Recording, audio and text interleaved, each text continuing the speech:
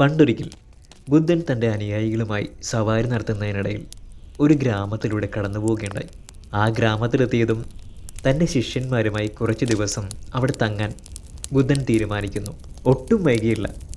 ആ വാർത്ത ഗ്രാമത്തിലെങ്ങും പടർന്നു പിടിച്ചു.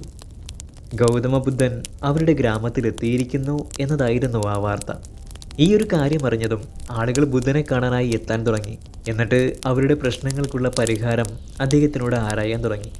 ബുദ്ധൻ അവർക്കുള്ള പ്രശ്നപരിഹാരങ്ങളും നിർദ്ദേശിച്ചു നൽകാനും തുടങ്ങി.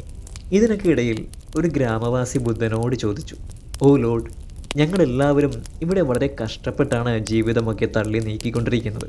പക്ഷേ ഇവിടെ ഒരാൾ മാത്രം ഒരു ജോലിയും ചെയ്യുന്നില്ല. എന്നിട്ട് അയാൾ അനുഭവിക്കുന്ന കഷ്ടപ്പാടുകളെയും ദാരിദ്ര്യത്തെയും ഏതു സമയവും കുറ്റപ്പെടുത്തിക്കൊണ്ടിരിക്കുകയാണ്. മാത്രമല്ല സർവശക്തനായ ദൈവത്തെയും കുറ്റപ്പെടുത്തുകയാണ്, ചീത്തയും വിളിക്കുകയാണ്. ഞങ്ങൾ അയാളെ തടയാൻ ചെന്നാൽ അയാൾ ഞങ്ങളെയും ചീത്ത വിളിക്കും. ഞങ്ങൾക്കൊന്നും മനസ്സിലാകുന്നില്ല ഇനി അയാളുടെ കാര്യത്തിൽ എന്ത് ചെയ്യണമെന്ന്." തേജസ് നിറഞ്ഞുവെന്ന ബുദ്ധൻ ഉടനെ പറഞ്ഞു, "ശരി, നിങ്ങൾ ആ മനുഷ്യനെ എൻ്റെ അടുക്കിലേക്ക് കൊണ്ടുവരൂ." അപ്പോൾ അവിടെ നിന്ന മറ്റൊരു ഗ്രാമവാസി പറഞ്ഞു, "പ്രഭോ, അയാൾ ഭയങ്കര ക്രൂരനാണ്. അയാൾ അങ്ങയെ ചീത്ത വിളിക്കാനൊക്കെ സാധ്യതയുണ്ട്.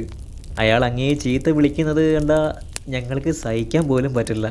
അതുകൊണ്ട് അയാളെ ഇങ്ങോട്ട് വിളിക്കുന്നത് ഒട്ടും ശരിയായ കാര്യമല്ല എന്നാണ് എനിക്ക് തോന്നുന്നത്." അപ്പോഴും ബുദ്ധൻ പുഞ്ചിരിച്ചുകൊണ്ട് പറഞ്ഞു, "ഒരു കുഴപ്പവുമില്ല. നിങ്ങൾ അയാളെ എൻ്റെ അടുത്തേക്ക് കൊണ്ടുവരൂ. നിങ്ങൾ അവനോട് ചെന്നിട്ട് ഇങ്ങനെ പറഞ്ഞാൽ മതി, ഞാൻ അവൻ്റെ പ്രശ്നമൊക്കെ പരിഹരിച്ച് കൊടുക്കാമെന്ന് നിങ്ങളോട് പറഞ്ഞെന്ന്." ബുദ്ധൻ ഇത് പറഞ്ഞത് കേട്ടതും കുറച്ച് ഗ്രാമവാസികൾ ചേർന്ന് അയാളെ കൂട്ടിക്കൊണ്ടുവരുവാൻ പുറപ്പെട്ടു. ആദ്യമൊന്നും അയാൾ ബുദ്ധനെ കാണാൻ കൂട്ടാക്കിയില്ല. പോരാഞ്ഞിട്ട് ഈ സന്യാസിമാരെല്ലാം കപടന്മാരാണെന്നും അയാൾ പറഞ്ഞു. പക്ഷേ ബുദ്ധൻ അയാളുടെ പ്രശ്നം പരിഹരിക്കാമെന്ന് ആരോ പറയുന്നത് കേട്ടതോടെ അയാൾ അതിന് സമ്മതിച്ചു. ബുദ്ധൻ്റെ അരികിലെത്തിയതും അയാൾ ഭയപ്പെടാൻ തുടങ്ങി.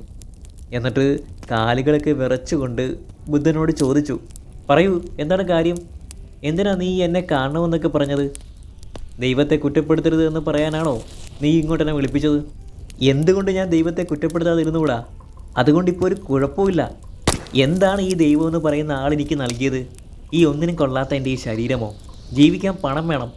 പറയൂ, ഈ ദൈവം എന്ന് പറയുന്ന മഹാൻ അത് എനിക്ക് തന്നോ? ഈ ശരീരവും വെച്ചുകൊണ്ട് ഞാനിപ്പോൾ എന്ത് ചെയ്യാനാണ്? നിനക്കെൻ്റെ പണത്തിൻ്റെ ബുദ്ധിമുട്ട് മാറ്റാൻ പറ്റുമോ? എങ്കിൽ ഞാൻ നിന്നെ അംഗീകരിക്കാം. ഇതൊന്നും പറ്റില്ലേ, ഇപ്പം തന്നെ നിൻ്റെ ബാണ്ടക്കെട്ടൊക്കെ എടുത്തുകൊണ്ട് ഈ സ്ഥലം അങ്ങ് കാലേക്കൊള്ളണം. എനിക്കിതൊക്കെ നേരത്തെ അറിയാവുന്ന കാര്യമാണ്. ഈ സന്യാസിമാരെന്ന് വെച്ചാലേ കള്ളന്മാരാണ്." ബുദ്ധൻ അയാൾ പറയുന്നതെല്ലാം കേട്ടിട്ട് ദേഷ്യപ്പെടാതെ ഒന്ന് പുഞ്ചിരിക്കുക മാത്രമാണ് ചെയ്തത്. അയാൾ പറയാനുള്ളതെല്ലാം പറഞ്ഞു കഴിഞ്ഞതിന് ശേഷം ബുദ്ധൻ അയാളോട് സൗമ്യമായി പറഞ്ഞു, "മൈ ഡിയർ ഫ്രണ്ട്, ഞാൻ നിന്നോട് ദൈവത്തെ വിശ്വസിക്കണമെന്നോ ദൈവത്തെ വിശ്വസിക്കാതെ ഇരിക്കണമെന്നോ ഒന്നും പറയുന്നില്ല. ഒരാളുടെ ദുഃഖവും സന്തോഷവും എല്ലാം ബന്ധപ്പെട്ടിരിക്കുന്നത് അയാളുടെ കർമ്മവുമായിട്ടാണ്. അതുകൊണ്ട് നീ ഒന്നിനെയും കുറ്റപ്പെടുത്താതെ കഠിനമായിട്ട് പ്രയത്നിക്കുക. അങ്ങനെയാണെങ്കിൽ നിന്നെ തേടി തീർച്ചയായിട്ടും പണം വരും." ബുദ്ധൻ ഇത് പറയുന്നത് കേട്ടതും അയാൾ ചീറിക്കൊണ്ട് ദേഷ്യത്തോടെ പറഞ്ഞു, "ദേ, എനിക്ക് നിൻ്റെ ഉപദേശമൊന്നും ആവശ്യമില്ല കേട്ടോ. എന്നെ സംബന്ധിച്ച് നീ കേവലം ഒരു ഹിപ്പോക്രാറ്റ് മാത്രമാണ്. ഇവിടെ ഞാൻ വന്നത് പണം പ്രതീക്ഷിച്ച് മാത്രമാണ്. നിനക്കെൻ്റെ പൈസയുടെ പ്രശ്നം പരിഹരിക്കാൻ പറ്റുമോ ഇല്ലയോ അത് മാത്രം എനിക്ക് അറിഞ്ഞാൽ മതി. പറ്റില്ലതേ ഇപ്പം തന്നെ ഇവിടുന്ന് സ്ഥലം വിട്ടോണം കേട്ടോ." അപ്പോൾ ഇയാളോട് ഇങ്ങനെയൊന്നും പറഞ്ഞാൽ മനസ്സിലാക്കാൻ പോകുന്നില്ല എന്ന് ബുദ്ധന് കാര്യം മനസ്സിലായി. ബുദ്ധൻ ഉടനെ അയാളോട് പറഞ്ഞു, "നോക്കൂ സഹോദര, എൻ്റെ കയ്യിൽ പണമൊന്നും തരാനായിട്ടില്ല. പക്ഷേ എനിക്കതിന് ഒരു മാർഗം പറഞ്ഞു തരാൻ പറ്റും. എനിക്ക് ഒരു രാജാവിനറിയാം. അദ്ദേഹത്തിൻ്റെ കയ്യിൽ നിന്നും നിനക്ക് പണം നൽകി തരാൻ പറ്റും. പക്ഷേ അതിന് പ്രതിഫലമായിട്ട് ആ രാജാവിന് നീ എന്തെങ്കിലുമൊക്കെ കൊടുക്കണം." അപ്പോൾ അയാൾ ചോദിച്ചു, "ഞാനോ? ഞാനെന്ത് കൊടുക്കാനായിട്ടാണ് ആ രാജാവിന്? അതിന് രാജാവിന് കൊടുക്കാൻ പാകത്തിനുള്ള ഒന്നും തന്നെ എൻ്റെ കൈവശം ഇല്ലല്ലോ." അപ്പോൾ ബുദ്ധൻ പറഞ്ഞു, "രാജാവിനൊരു മകനുണ്ട്. ആ കുട്ടിയാണെങ്കിൽ ജന്മനാൽ തന്നെ കാഴ്ചശക്തി ഇല്ലാത്ത അവസ്ഥയിലുമാണ്. രാജാവിൻ്റെ വൈദ്യ പുരോഹിതന്മാർ പറയുന്നത് ജീവിച്ചിരിക്കുന്ന ഒരാളുടെ കണ്ണുകൾ കിട്ടുകയാണെങ്കിൽ ആ വ്യക്തിയുടെ കണ്ണുകൾ രാജാവിൻ്റെ മകൻ്റെ കണ്ണുകൾക്ക് പകരമായി വെച്ചുകൊണ്ട് അദ്ദേഹത്തിൻ്റെ പുത്രനെ സുഖപ്പെടുത്താൻ കഴിയുമെന്നാണ്. നിന്റെ 2 കണ്ണുകളും ആ രാജാവിൻ്റെ മകന് നൽകുകയാണെങ്കിൽ രാജാവ് നിനക്ക് നിന്റെ ശരീരഭാരത്തിന് തുല്യമായ സ്വർണ്ണ നാണയങ്ങൾ തരും. അത് കിട്ടിക്കഴിഞ്ഞാൽ പിന്നെ നിനക്ക് സുഖമായി ജീവിക്കാമല്ലോ." ഉടനെ തന്നെ അയാൾ ദേഷ്യപ്പെട്ടുകൊണ്ട് ബുദ്ധനോട് ചോദിച്ചു, നീ എന്താ പറഞ്ഞത്? എൻ്റെ കണ്ണുകൾ വല്ലവനും കൊടുക്കാനോ? ആരൊക്കെ എത്ര പണം നൽകിയെന്ന് പറഞ്ഞാലും ഞാൻ എൻ്റെ കണ്ണുകൾ ആർക്കും കൊടുക്കാൻ പോകുന്നില്ല. അപ്പോൾ ബുദ്ധൻ പറഞ്ഞു, അതിനെന്താ, നിനക്ക് ആവശ്യത്തിന് പണം കിട്ടില്ലേ? അപ്പോൾ നിനക്ക് പണം വേണ്ട എന്നാണോ ഇപ്പോൾ പറഞ്ഞു വരുന്നത്? അപ്പോൾ അയാൾ പറഞ്ഞു, അതെനിക്ക് പണമൊക്കെ ആവശ്യമുണ്ട് എന്നത് സത്യമാണ്. എന്ന് വെച്ച് അതിന് ഞാൻ എൻ്റെ കണ്ണുകൾ കൊടുക്കാൻ തയ്യാറല്ല. കണ്ണില്ലാതെ ഇതൊന്നും കാണാനൊന്നും പറ്റാതെ ഈ പണമെല്ലാം കിട്ടിയിട്ട് ഞാനെന്ത് ചെയ്യാനാ? ഉടനെ ബുദ്ധൻ വീണ്ടും ചോദിച്ചു, ശരി, ഞാൻ സമ്മതിച്ചു. നീ നിൻ്റെ 2 കണ്ണുകളൊന്നും കൊടുക്കണ്ട. പകരം ഒരു കണ്ണ് കൊടുത്തുകൂടെ? നീ ഒരെണ്ണം കൊടുത്താലും ഞാൻ രാജാവിനോട് സംസാരിച്ചിട്ട് നിൻ്റെ ശരീരത്തിൻ്റെ ഭാരത്തിന് തുല്യമായ സ്വർണ്ണ നാണയം വാങ്ങി തരാം. ഒട്ടും കുറവ് വരുത്തത്തില്ല. അപ്പോൾ അയാൾ ദേഷ്യത്തോടെ പല്ലുകൾ കടിച്ചുകൊണ്ട് പറഞ്ഞു, നീ എന്താ മനുഷ്യനെ വട്ടുകളിപ്പിക്കുകയാണോ? സ്വർണ്ണ നാണയത്തിന് വേണ്ടി എൻ്റെ ഒരു കണ്ണ് പോലും ഞാൻ കൊടുക്കാൻ തയ്യാറല്ല. എൻ്റെ കണ്ണുകൾക്ക് ആർക്കും വിലയിടാൻ പറ്റത്തില്ല. എങ്ങനെ എൻ്റെ കണ്ണുകൾ എനിക്ക് വിൽക്കാൻ സാധിക്കും? അത്രയും മൂല്യവത്താണ് എൻ്റെ ഈ കണ്ണുകൾ. അപ്പോൾ ബുദ്ധൻ പറഞ്ഞു, നിനക്ക് പണം തരാമെന്ന് പറഞ്ഞത് പോരാ എന്ന് തോന്നുന്നു. എത്ര വേണം നിനക്ക്? എത്രയായാലും ഞാനത് രാജാവിനോട് പറഞ്ഞ് നിനക്ക് മേടിച്ചു തരാം. അപ്പോൾ അയാൾ ദേഷ്യത്തിൽ ഉച്ചത്തിൽ പറഞ്ഞ്, നിർത്തൂ, എൻ്റെ കണ്ണുകൾ വിലപ്പെട്ടതാണ് എനിക്ക്. നീ ഈ കാര്യം പറയുന്ന നിർത്തൂ. എനിക്ക് പണം ആവശ്യമില്ല. ഒരു കാരണവശാലും എൻ്റെ ഈ കണ്ണ് ഞാൻ തരില്ല. ഇത് കേട്ടതും ബുദ്ധൻ ഉടനെ പറഞ്ഞു, മൈ ഡിയർ ഫ്രണ്ട്, അല്പം മുന്നേ നീ പറയുന്നത് കേട്ടു, നിൻ്റെ ശരീരം കൊണ്ടൊരു പ്രയോജനവുമില്ല എന്ന്. എന്നിട്ട് നീ ഇപ്പോൾ പറയുന്നു നിൻ്റെ കണ്ണുകൾ കൊടുക്കില്ലെന്ന്, വിലപ്പെട്ടതാണെന്ന്. ഈ കണ്ണ് എന്ന് പറയുന്നത് നിൻ്റെ ശരീരത്തിൻ്റെ ഒരു ചെറിയ ഭാഗം തന്നെയല്ലേ? നിൻ്റെ ശരീരത്തിൻ്റെ ചെറിയൊരു ഭാഗം മാത്രമായ കണ്ണുകൾ നിനക്കിത്ര വിലപ്പെട്ടതാണെങ്കിൽ നിനക്കെങ്ങനെ പറയാൻ കഴിയും നിൻ്റെ ഈ ശരീരം ഒരു പ്രയോജനവുമില്ല എന്ന്? ഗൗതമ ബുദ്ധൻ്റെ ഈ വാക്കുകൾ കേട്ടതും അയാളുടെ കണ്ണുകളിൽ നിന്നും കണ്ണുനീർ ഇറ്റിറ്റു പൊഴിയാൻ തുടങ്ങി.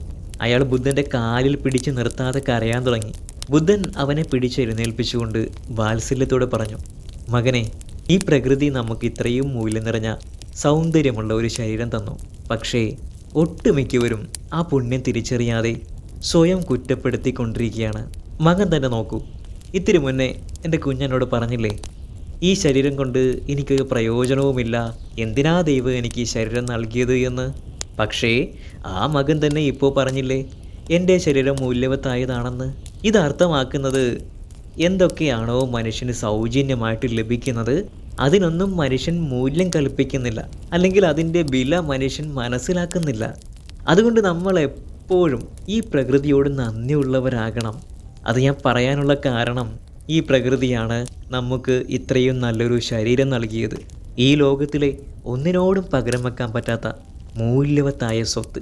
മിക്കപ്പോഴും നമ്മൾ നമ്മുടെ ജീവിതത്തെക്കുറിച്ച് ഓർത്ത് ഫ്രസ്ട്രേറ്റഡ് അല്ലെങ്കിൽ നിരാശരാകാറുണ്ട് അല്ലേ? എന്നിട്ട് നമ്മൾ തന്നെ അങ്ങ് വിധിക്കും, നമ്മൾ വെറും യൂസ്ലെസ് അല്ലെങ്കിൽ ഒരു പ്രയോജനവുമില്ലാത്ത ചണ്ടിയാണെന്ന്. പക്ഷേ ഈ സ്വയം വിധിക്കുന്നവർ ചിന്തിക്കുന്നില്ല, ഈ ശരീരവും ഈ ജീവിതവും പ്രകൃതി നൽകിയ എത്രയോ വലിയ മൂല്യവത്തായ സമ്മാനമാണെന്ന്. ഈ പ്രകൃതിയുടെ ഏറ്റവും മഹത്തായ സൃഷ്ടിയാണ് മനുഷ്യൻ. കാരണമുണ്ട് അത് പറയാൻ. മനുഷ്യന് മാത്രമാണ് നല്ലതും ചീത്തയും തിരിച്ചറിഞ്ഞ് പ്രവർത്തിക്കാൻ കഴിയുന്നത്. അല്ലെങ്കിൽ നിങ്ങൾ തന്നെ നോക്കൂ, മൃഗങ്ങൾക്കോ പക്ഷികൾക്കോ ഈ കഴിവ് പ്രകൃതി കൊടുത്തില്ല. അതുകൊണ്ട് തന്നെ ഇത്രയും വിലപ്പെട്ട മനുഷ്യ ജീവിതം നമുക്ക് തന്നതിന് നമ്മൾ എപ്പോഴും കടപ്പെട്ടവരായിരിക്കണം, നന്ദിയുള്ളവരായിരിക്കണം നമ്മുടെ സുപ്രീം പവറിനോട്, നമ്മുടെ ആത്മാവിൻ്റെ എല്ലാം അച്ഛനായ ഭാവയായ പരമാത്മാവിനോട്, പരംബ്രഹ്മത്തോട്.